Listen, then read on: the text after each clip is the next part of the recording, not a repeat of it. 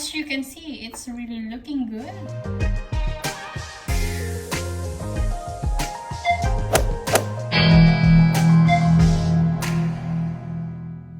Hi, welcome to Pinay-Dutch kitchen.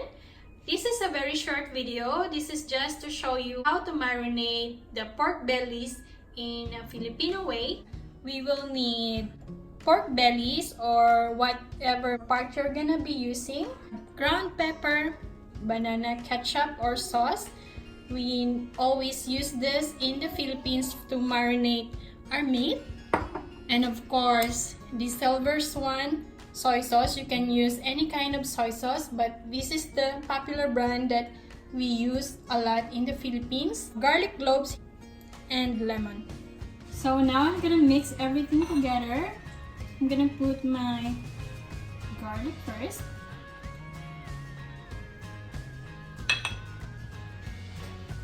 And the soy sauce.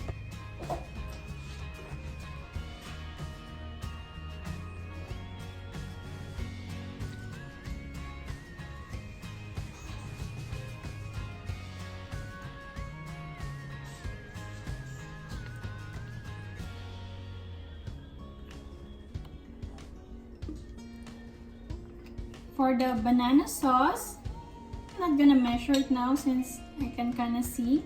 So I'm just gonna pour it directly to the meat. This is one.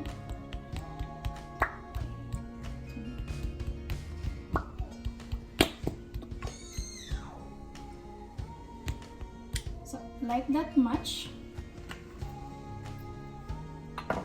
Black pepper. Okay. And lastly, the lemon. You know, it's a lot easier to get the juice from the lemon if you put a fork in the middle of it and press it.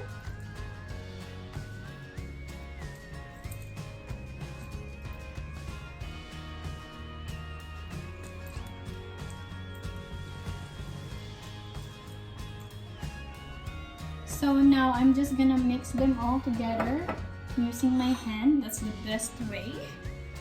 It will really mix all the ingredients together.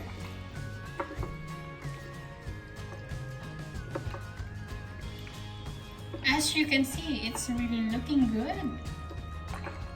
Summer here, it's barbecue season. So tomorrow we have friends coming over. We are going to barbecue and we're gonna eat this. So now it's done.